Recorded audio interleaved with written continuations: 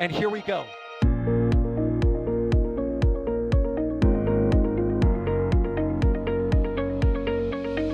have liftoff. Propulsion continues to be normal. RCPA chamber pressure looks good. Following up. Roger, with planet. Water towers fly! Yes! Echo Delta nominal. Flight downside FT off. Bring in FT off. It's orange! Oh my god! Oh my god! Decollage. Put that in the big bag, 343 unfolds to go. Indeed.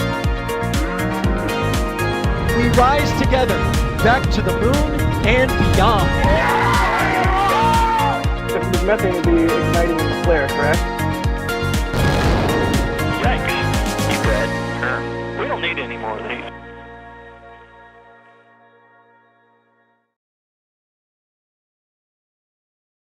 Good evening, everyone, and welcome to NSF's live coverage of the Starlink Group 7-10 mission. Don't get this confused with the mission that we were live for earlier. This is not the only Starlink mission that SpaceX has attempted to launch today. The other one scrubbed, and hopefully this one we see go. I see all the 5x5s in chat. Thank you very much for that. And I'll be your host for today's mission. I'm Trevor Sesnick, and with me, I have two wonderful experts. First of all, Alex. Alex, how are you doing today? Well, I'm doing fantastic. It is already in the morning here, and ready to see another Falcon 9. Hopefully not scrubbing, actually launching today, because man, this mission hasn't had a lot of luck lately. And then they also scrubbed today's the early Starlink launch from the East Coast. So let's hope this doesn't. For the sake of my sanity, boy. Yeah, and that mission that they scrubbed earlier today is currently for later for today, I guess, technically, at least in Central Time at, I believe it is 8:27 p.m., or sorry, 7:27 p.m. Eastern tomorrow. But then bringing us these awesome live views is the field himself, Jack. Jack, how's it going? It's not bad. We can see the rocket at Vandenberg, so it's not bad. The fog tonight is way worse than last night's attempt, or I guess this morning's attempt. Yesterday or this morning, whatever it was, the previous attempt, it was super clear. So we got some fog today. No big deal. It's kind of coming in and out.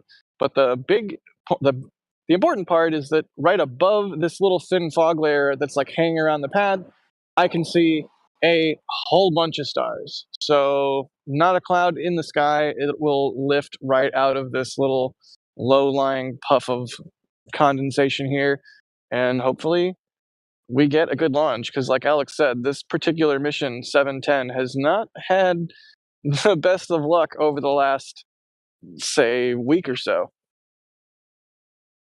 Yeah, no kidding. And as of approximately 10 minutes ago at this point, SpaceX said that all systems and weather are currently go for tonight's launch. So with that, Alex, could you run us down what's being launched tonight, what ships are involved, what boosters involved, all of the good info that you always have? Yeah, so today's mission is going to launch 22 Starlink V2 mini satellites. That's a bit of a change from what we see from the East Coast. They launch 23 out of there. Here they launch 22, and just like for the East Coast, they also need to launch to the southeast. So that means that when they launch out of Vandenberg, what you will see if you are local is it'll curve to the south and then a little bit to the east, and so it'll hug the coast of Baja California. That's gonna be that's usually very awesome. I know a few folks down in Mexico that always see the second stage flying overhead. But yeah, Can I just bust in really quick here to Sure. comment on that? I love these southerly coast hugger trajectories in particular, because sometimes when you shoot a long exposure out of Vandenberg, you get a streak that's going from the left side of the frame to the right side of the frame. Sometimes with these coast huggers, you get the ones that are flying from the right side of the frame to the left side of the frame. So it's kind of nice little different slice of image you can get. But the really cool thing to me, and maybe I'm just insane, but when you look at a long exposure, or when you see a launch in person that follows the coast like this, it really sort of helps you visualize your location on the map or on the globe or however you want to look at it. Like seeing the trajectory of the launch really sort of just illustrates in my mind the curvature and the direction of the coast, where I can look at a map and I can kind of visualize it in my head, but it's sort of different to have a giant flying indicator in the sky of this is the direction of the coast, because it's really hugging it and you can sort of really tell. And to that end, hopefully we get some views of the landing burn tonight, but who knows? There are some mountains around here, unlike Florida. So anyways, Alex, please continue. Yeah, in Florida it's very flat there. But no, the Earth is not flat, by the way. It's just the state. The state of Florida is very flat. But yeah, as I was saying, we will see that sort of again, it's the same principle than in Florida. They have to launch. They actually can launch to the northeast in Florida, but not in California. That will be a very bad outcome for Falcon 9 if it went northeast. But yeah, and so this launch is going, instead of going to the 43-degree inclination that we see out of Florida, we're going to see this one going to the 53-degree inclination orbits. That's why they carry one less satellite. It's because that extra little bit of inclination they need to reach that orbit. That means the rocket loses a little bit of performance, and so that means one less satellite can be carried on this rocket as well. Other than that, Falcon 9 is reusable, right? And so the booster is flying for its 18th time. That's a lot of launches that it has had. I'll speed run through all of those, but basically they are Crew 1, Crew 2, SXM-8, CRS-23, XP, Starlink 4.7, Transporter 4, Transporter 5, GlobalSat FM 15, Starlink 3.3, Eros C3 number 1, Starlink 2.7, Starlink 3.5, Starlink 2.10, Starlink 7.1, Starlink 7.5, and Project 425 Flight 1. So that's 17 missions that it has already completed. This is booster B1061. It is going to be the second one to achieve 18 flights after, rest in peace, B1058. We lost it. But it was the first booster to reach 18 flights, and this is going to be the second one. And there's a couple of more that are right on the heels of this one. We have B1060 with 17 as well, and B1062 also with 17. And they may fly very, very soon, so, that's a lot of booster flights. But yeah, on that same note, it is reusable, of course, so it'll land back to Earth on SpaceX's drone ship, Of Course I Still Love You, which again, it is not a thing that we usually see on Florida launches, because Of Course I Still Love You is just exclusively now a West Coast drone ship. So that's sort of the rundown, I guess. If I missed anything, please do tell me. No, I think you covered it all as usual. So with that, let's get into some of your guys' questions. As usual, if you have any questions, make sure you tag us in chat at NASASpaceflight, and that'll add your question to some fancy software, and we'll hopefully answer it. And the first one, I think, will go to Mr. Buyer himself. Where did it go? Is there any chance that we can see this launch from Los Angeles? Chris is asking in a super chat. So Jack, where in LA will this launch be visible from? I mean, it should be visible anywhere you have a clear view to the west and south. I mean, that's the first launches I've seen out of Vandy after I moved to California, I saw from the Los Angeles area. So it should be visible. You're going to see late in booster flight and second stage flight. And hopefully, I mean, I don't know what the conditions are in LA right now, but if it's not cloudy, I mean, go out and look west and look south. Obviously, it'll be coming from northwest, and then it'll head basically right past LA and then head south. So definitely, if you're feeling awake and you want to go check it out and you're in the LA area, I would absolutely go outside and take a gander. San Diego, basically all up and down the southerly U.S. coast, you should have a pretty good view of it. I mean, it's not an RTLS tonight. It's not a jellyfish timed launch tonight. We don't expect any of that. But either way, it's a nice dark night. The moon is not up. And at least here in Vandenberg, there's no clouds. So if there's no clouds in LA, definitely should be visible. Yeah, you can see there that trajectory, and I've heard even people from Arizona are able to see these launches if they have the right conditions, of course. Right. So, I mean, I've seen really cool imagery from well inland, like Joshua Tree, from, like you said, from Arizona. Photographer friend of mine, Ruben Wu, who does like amazing drone light painting and stuff. He caught actually Falcon Heavy's second stage deorbit burn on wow. the Falcon Heavy demo flight from, I think it was either Arizona or New Mexico. So yeah, you never know what you're gonna see in the old night sky. Yeah, and Yeah. on this diagram that we're showing now, you can really see, first of all, as Jack was saying earlier, how it's really hugging the coast as it goes southeast. And then also the second zone that you can see further down is where the second stage will splash down following its intentional re-entry, following the 2 burns needed for tonight's mission. It'll conduct a third, and then that'll be its re-entry zone. Yeah. But with that, Alex, this week, right, on X, it was posted that Elon made an all-hands-on meeting and made a presentation to all of SpaceX employees where we learned a few interesting bits. One of them was that they're certifying boosters for up to 40 flights. So Kurt is asking, when do you think we're going to see a booster reach 40 flights, and do you think that will even happen? Well, I will point out first, for the sake of like what's going on right now. You can see there on the screen a little bit foggy, but you can sort of see it that the booster is getting frosty. You can see that condensation around the rocket. Keep in mind that we have the Stromback in between, so you have to look carefully. But you can see some frost already building up on the booster. But yeah, back to that question. I have thoughts. I think it's gonna take a while, even though they are launching a lot.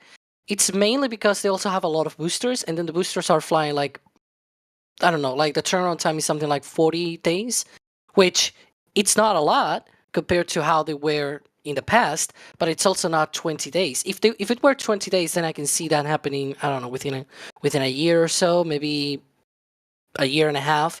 But 40 flights, even for these boosters or like this one is gonna be doing its 18th launch, it's gonna take a while until they reach that point, right? Because again, they have multiple boosters to circle through, and going 40 days between launches and things like that.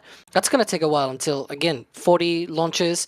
This has 20. Hold on, I'm actually gonna do the math. It has another 22 launches to get to that point, so that's 880 days. So that's about a year and a half, I guess. 2 years and a half, excuse me. So that would mean it will reach that point in 2026, right? And this is a booster that has already done 17 flights. Let's not talk about, for example, ones that have done like only 1 or 2 flights or are even being introduced right now. So it's gonna take a while, but I think it's gonna be done. I don't really dismiss the fact that we're probably gonna see boosters reaching 40 flights, and who knows, maybe even 50. Like, I mean, why not? If they reach 40, why not 50, or why not 60? Because if they already have reached 40, that's 10 more flights. That's what, 20% more or something? I don't know. Like, it's not really that different. Yeah, Yeah, it's I mean, pretty remarkable how. Oh, go ahead, Jack. I mean, just like you said, Alex, they have so many boosters. They're building more, but Hmm. also, I mean, they're going to want to be methodical about it, right? You're not going to just send a booster over and over and over again without doing inspections, without really looking it over, and get all the way to 40. So I think part of it too will just be it'll take time to hit that number based on SpaceX being careful with payloads. Even if it's just a Starlink mission, they're not going to want to lose a booster. So it'll take time, but I do think they'll get there. Yeah, I think this really highlights how much confidence SpaceX has gotten in these Block 5 boosters, right? Originally, they were only going to go to 10 flights, and now we're already at 19 and talking about 40, which is pretty crazy.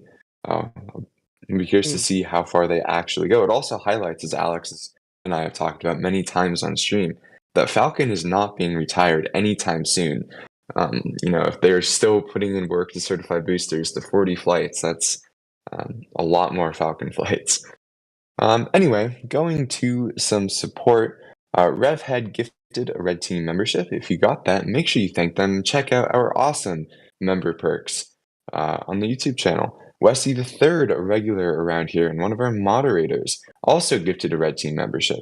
And then a certain Max Evans has a super chat saying Southern Polar Launch Corridor ... question mark. Jack, Southern Polar Launch Corridor? Go away, Max. I love you, but go away, Max. Who's that person? I don't know. I have them. no idea. I don't know who that is, and they certainly don't take excellent photos, and I certainly am not friends with them. They're probably awful. Just based on the comment alone, they're probably awful. We love you, Max. Don't let Jack get to you. Anyway, moving on. Here's a good question for you, Alex. Right, we saw on the Starlink Group 7-9 mission, they flew 21 satellites, and 6 of those had direct-to-cell. And SpaceX has actually already tested those satellites, and they've been, or they seem nominal so far and seem to be working. But this mission, there are no direct-to-cell satellites. So do we know when the next launch of direct-to-cell satellites is? Well, we currently don't know. My guess is we'll probably see another launch of those in the coming future, like within a few weeks, maybe a few months. The reason why I think that is because these 6 seem to be sort of like a technology sort of demonstration for them to be able to test this technology and then tweak things. We saw on that picture from SpaceX, right, where they had the little chat between phones and things like that, and some of the messages seemed to dropped out, so it didn't seem like they had full connectivity all the time. So obviously they need to work on it, but it's a good step. It's a really first good step that they did this test so early after the first flight. I think it's not the first time that any company has tried to make this kind of connectivity from space directly to the phone with no special phones or any sort of a special addition to your phone or anything like it. There's other companies out there. But the companies that I've heard about and I've seen about out there doing the same technology, they've only attempted this kind of demonstration hundreds of days after launch, right? And so it took them a long time to be able to get to this point.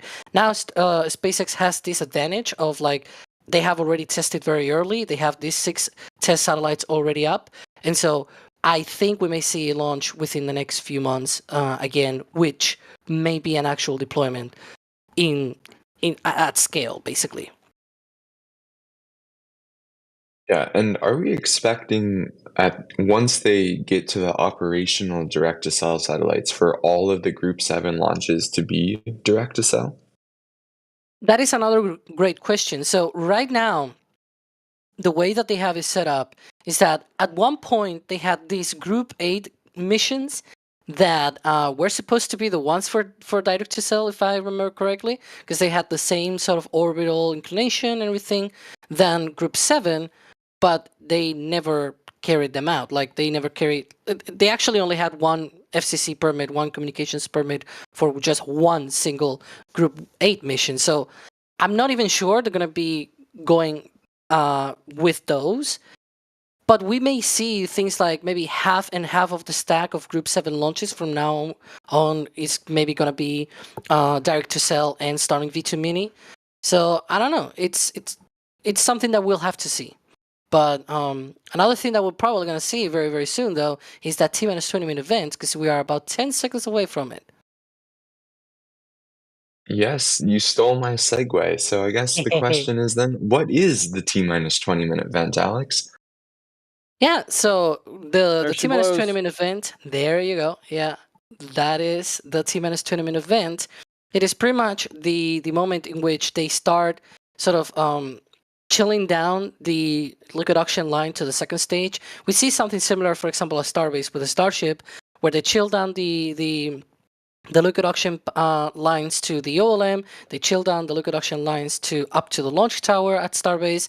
Here is sort of the same, but with a transport reactor, the Stromback.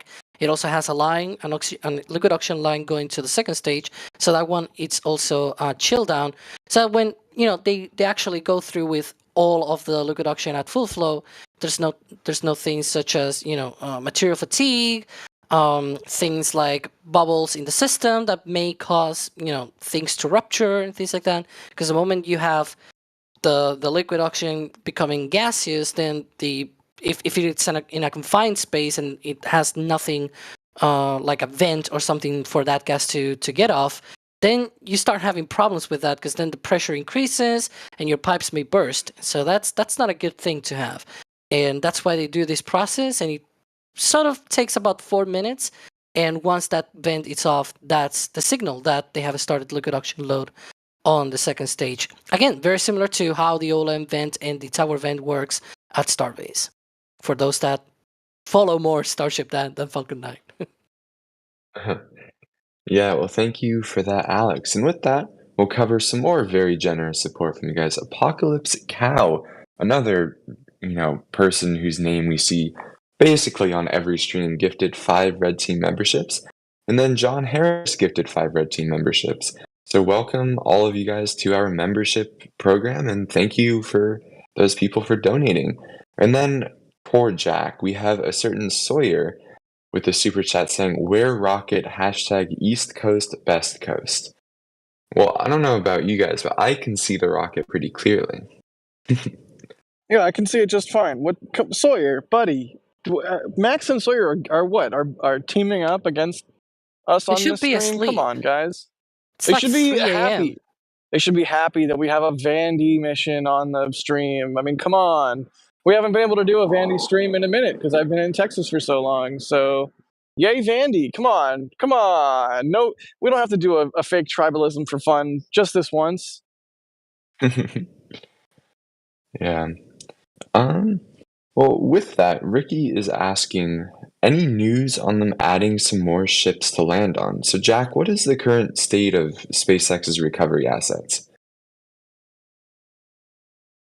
Well, they have 3 drone ships and a bunch of ancillary other ships, as Elon put it in their in that company meeting that they just tweeted the other day.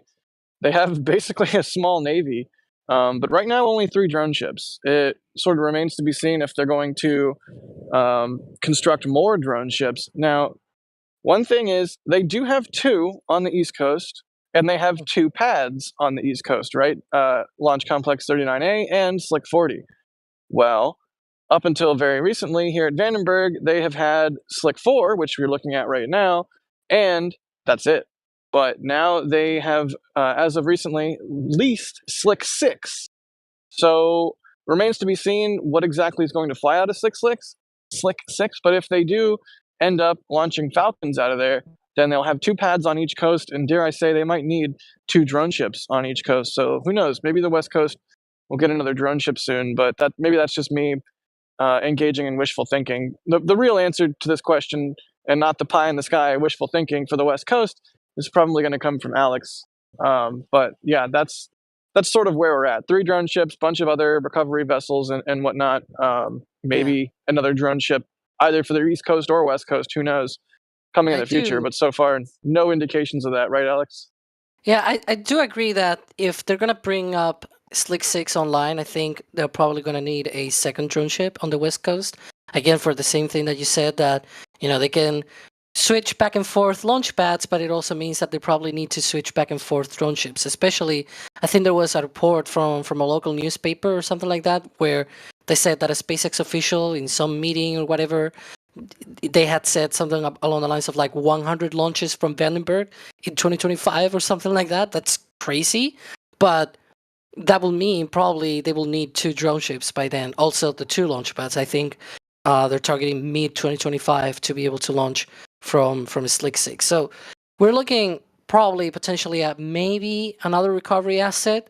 We don't even know if it's going to look like the current drone ship or if it's going to be something like more optimized or better in some shape or form. We don't really know.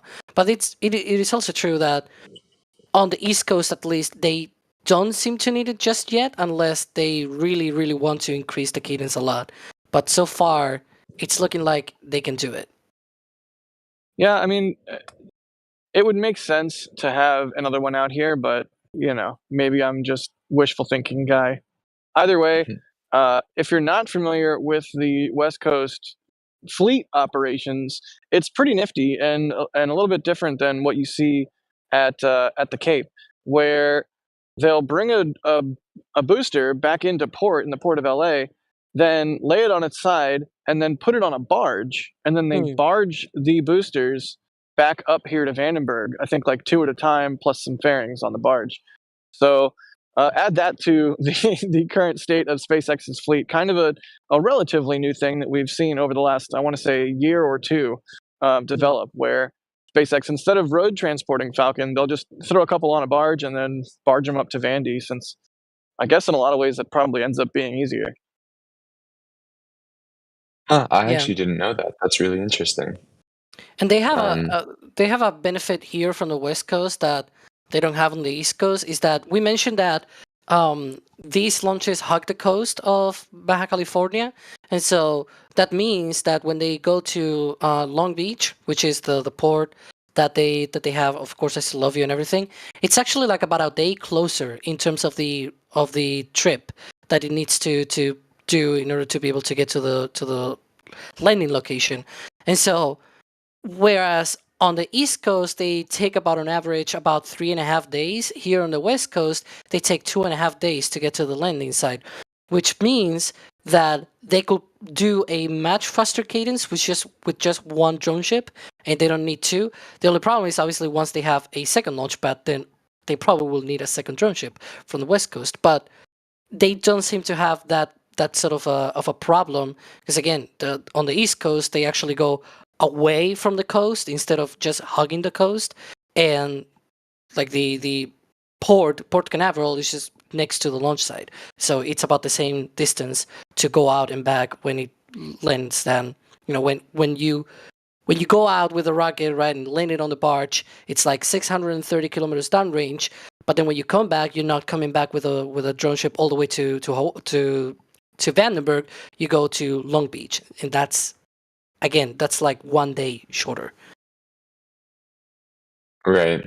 So then on that note of drone ships, Patrick is asking any info if a shortfall of Gravitas drone ship is still in for repair. And I think they mean Just Read the Instructions, because Just Read the Instructions was the one that B-1058 landed on and then had its octograbbers subsequently destroyed, or damaged, I should say, not destroyed. And then the ship went up the coast to have repair work done.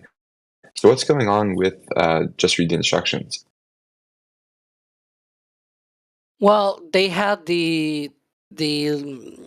so when B-1058 landed and everything, they had it toppled over. But it also seems like they probably need some downtime, because it had a lot of landings since the last time that they had that downtime.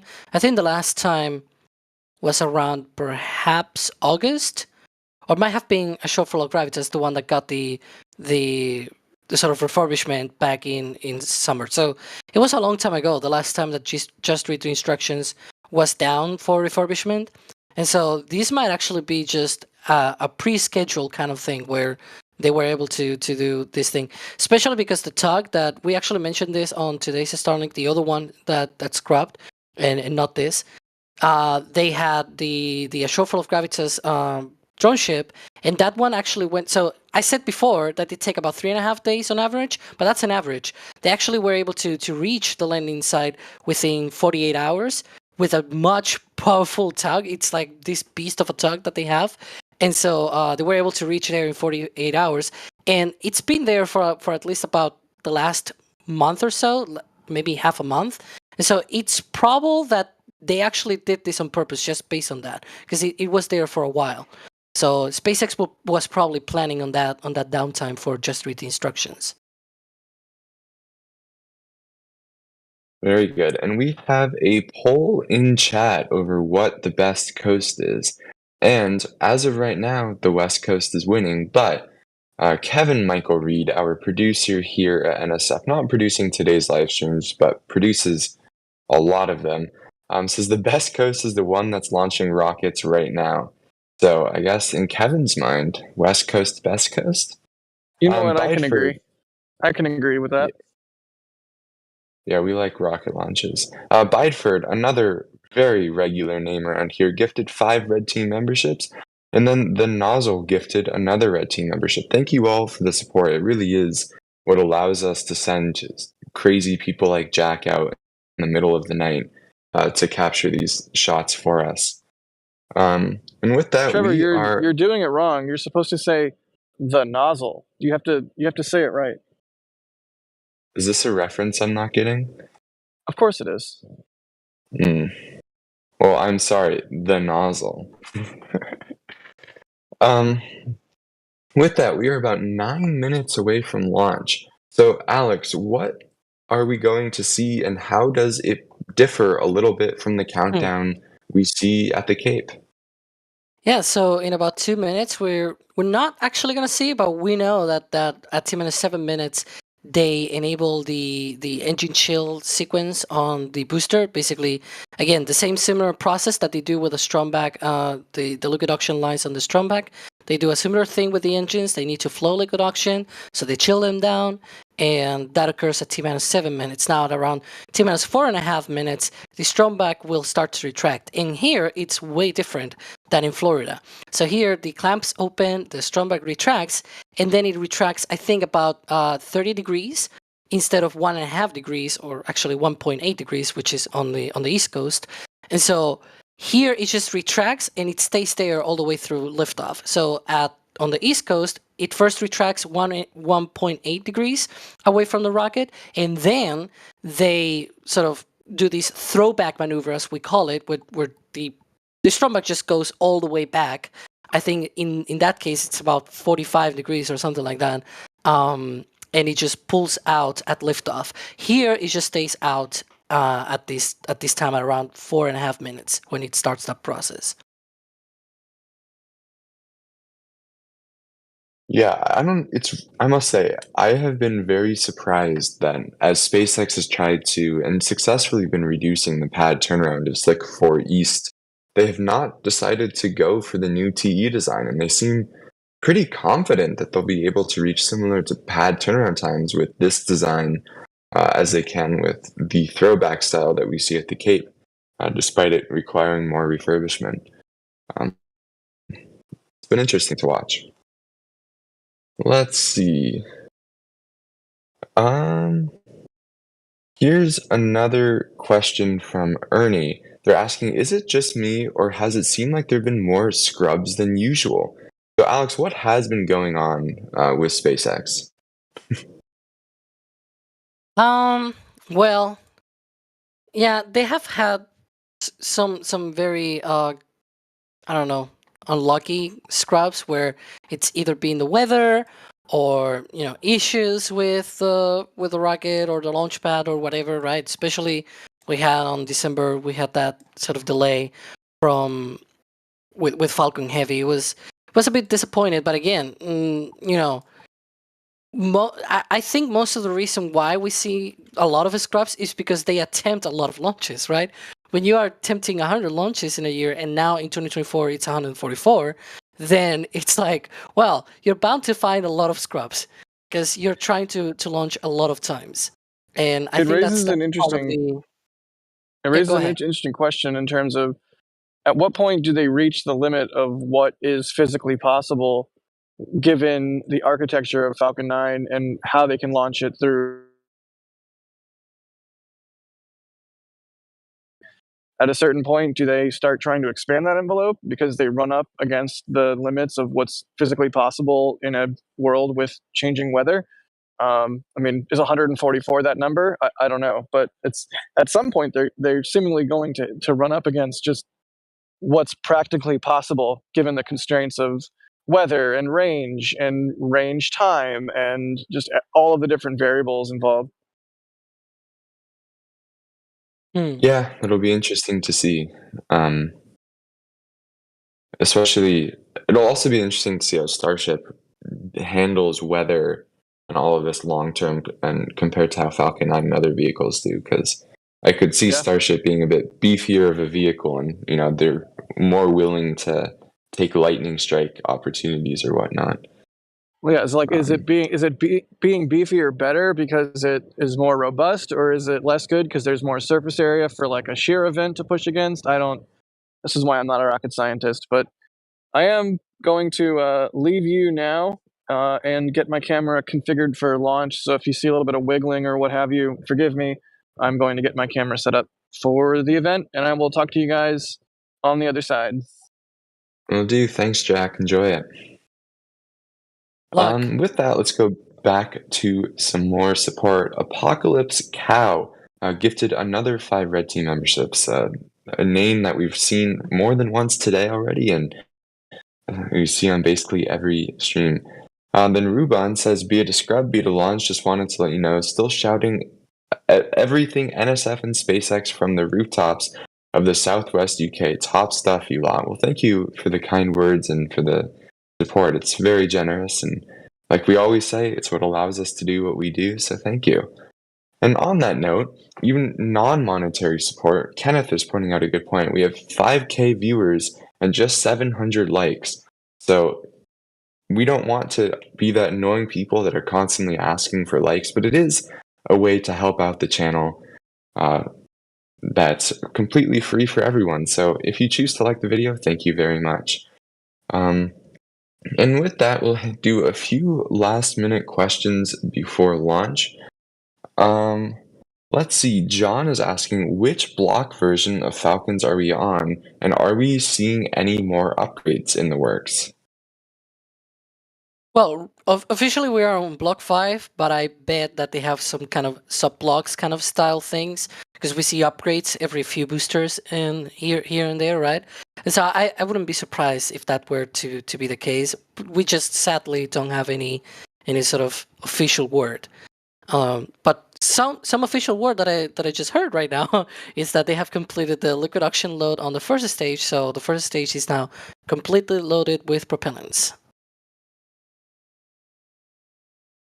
Yeah, and I think one thing that we can point out to support Alex's theory of subblocks is John Edwards was saying that after B-1069 almost tipped over on the drone ship, they added self-leveling legs, which is probably some subblock upgrade, which then they went and retrofitted all previous boosters with, except for, it sounds like, B-1058. Unfortunately, didn't have that upgrade yet. So I suspect Alex is onto something, but I don't know for sure. Let's see, with 2 minutes to go, Westy the Third, one of our mods, asking, I'm interested in your speculation. How many Falcon 9 flights will we see in 2024? What's your guess, Alex? I think we're going to see more than 130. Hopefully, if we don't see any scrubs. A lot of scrubs, I guess. We're probably going to see, but, you know, the hope is the least, the better. Yeah. I think I agree with on the order of 130. Like 130 to 135, add a few Falcon Heavies in there, add a few Starship flights, and then, you know, you're falling just a little short of that 144 goal. A similar percentage as they fell behind the 100 goal. So I think that sounds about right. Yeah. But with that, Falcon 9 is about to enter startup, which is when Falcon 9 will take control of the launch countdown. Also at this time, the tanks will begin pressurization to flight pressures to make sure that they don't buckle or anything during the forces of flight. And just about now, we should have confirmation that the launch director is go for launch. Yeah, go for launch. Excellent. And now, Let's as do this. Alex was saying earlier, we're coming up on a quick few events. The first will be engine ignition, where all 9 engines will start up, and then the vehicle will check to make sure that they're healthy. And if they are healthy, it will command the ground launch clams to release the vehicle, allowing it to lift off. At that point, we will be quiet here on stream to make sure you guys can enjoy the launch audio. And that should all be happening here in 5 seconds.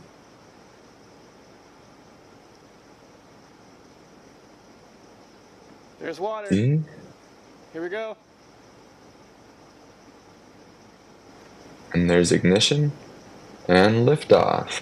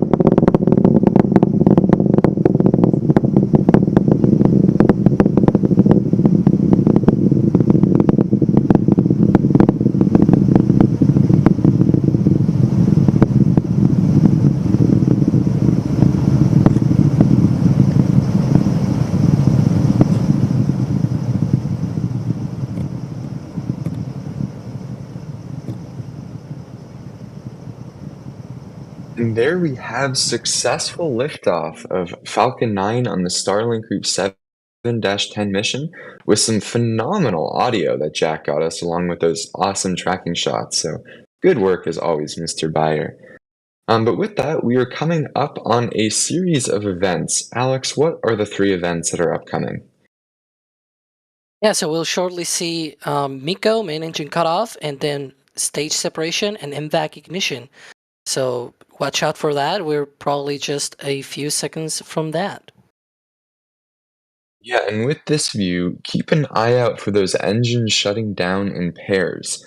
I think they're about 100 milliseconds apart or something like that.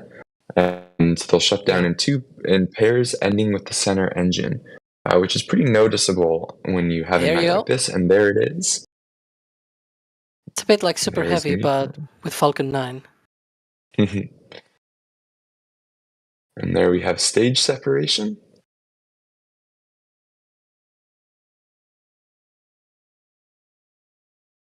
And there is stage 2 ignition and that stiffener ring falling away as expected. Now on the left there is Jack's shot, and then on the right we have the feed from SpaceX. As we continue to track the second stage on its way to orbit. So with this is the first of 2 burns for tonight. This burn will last until approximately 8 minutes and 39 seconds, and then the stage will coast for on the order of 45 minutes before igniting for 2 seconds at T plus 53 minutes and 21 seconds. And this is a pretty usual burn profile for these Starlink missions. Then, meanwhile, the first stage will undergo a series of events. What are those events, Alex? Oh, look at that. That's a cool shot.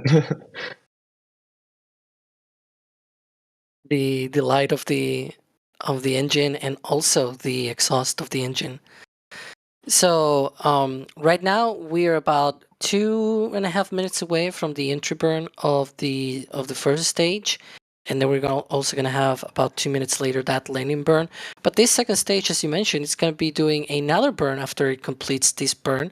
This pretty much puts it in a sort of like a parking orbit of sorts, and then it needs to circularize that parking orbit to I think it's close to 300 kilometers. It's a bit lower than that. It's more closer to 290 kilometers. But yeah, that's sort of what we're going to see.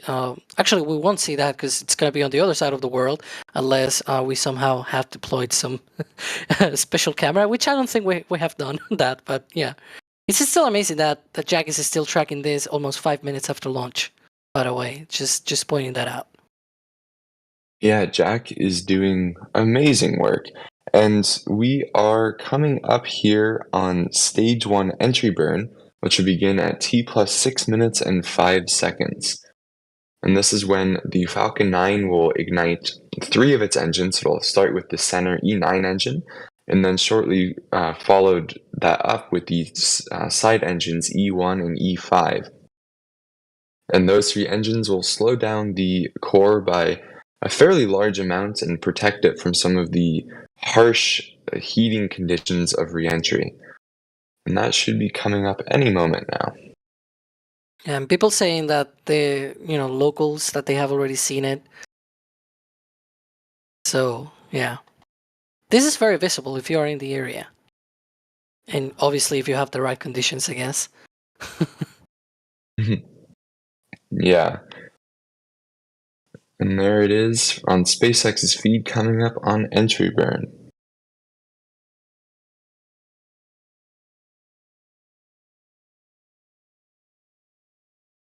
Any second now.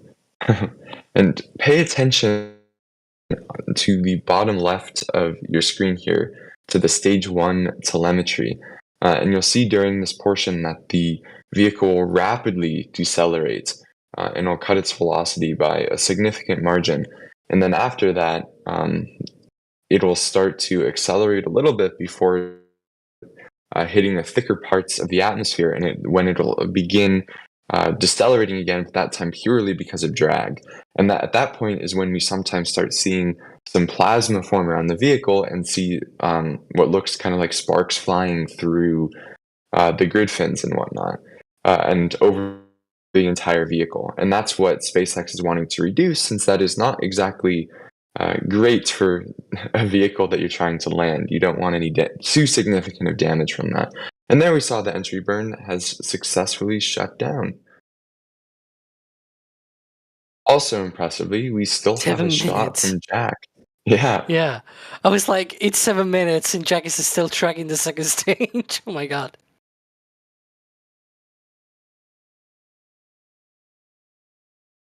Yeah, and there, now you can see on the left, as I was talking about, some of the little bits of heating being shown as the booster goes deeper into the atmosphere. And that's as we come up on the landing burn, which will take place at T plus 7 minutes and 51 seconds, and this burn is scheduled to last 22 seconds. Oh, Um, looks like it's gonna go over the horizon. Bye, second stage. Everyone say bye. Bye. wow. Good work to Jack on that.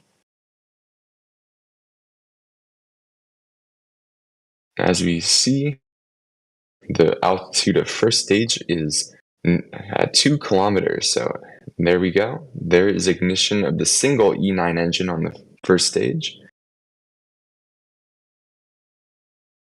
And there is, of course, I Still Love You.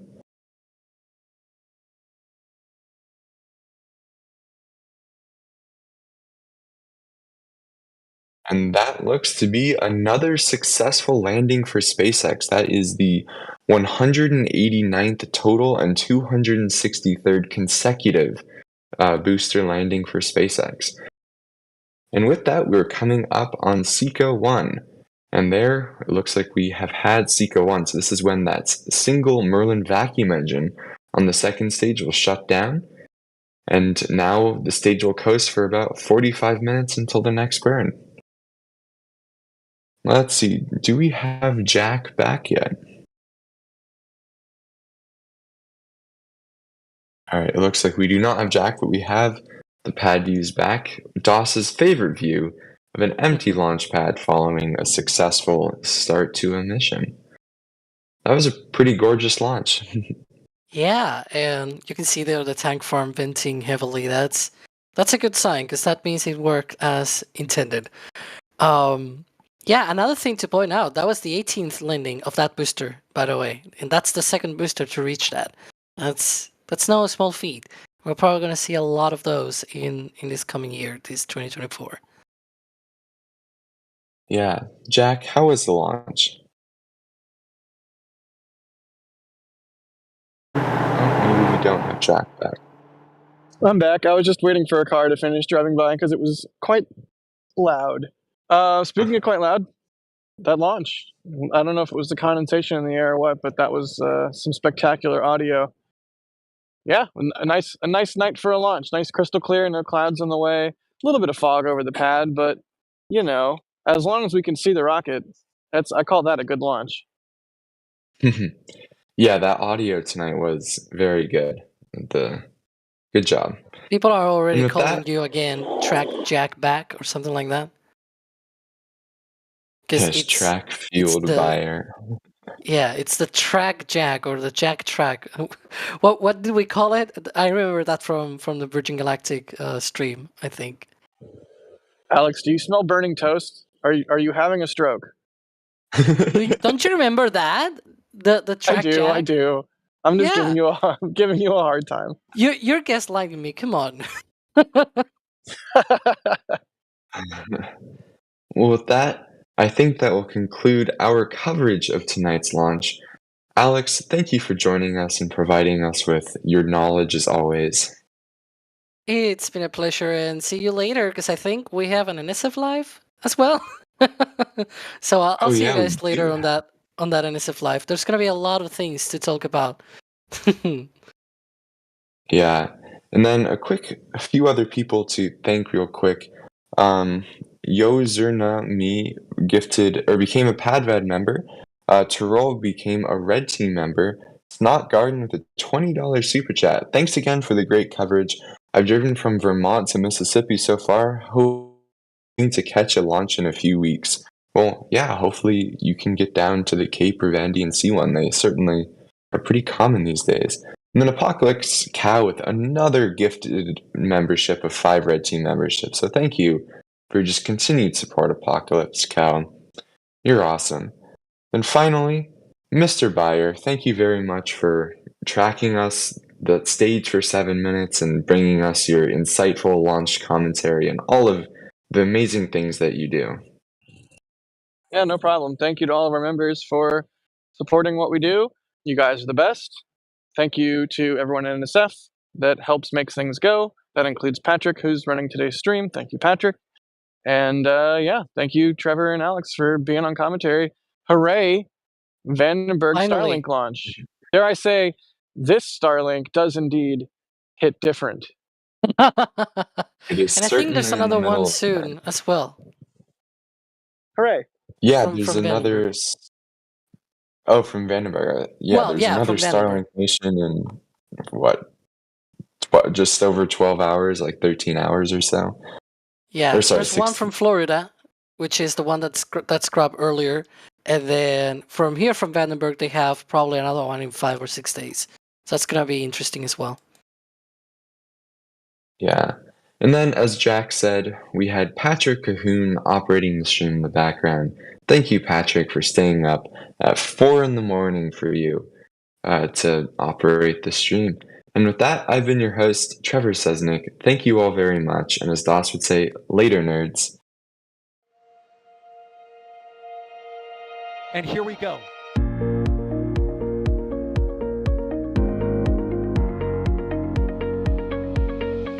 We have liftoff. Propulsion continues to be nominal. RS-68 chamber pressure looks good. Traveling up. Roger, Atlantic. Water towers fly! Tango down to nominal. Fighting downside FD off. Bring in FD off. It's orange! Orange 25! Oh my god! Oh my god! Decollage! Look at this! Put that in the big bag, 343 unfolds to go. Indeed. We rise together, back to the moon and beyond. If it was methane, it would be igniting in the flare, correct?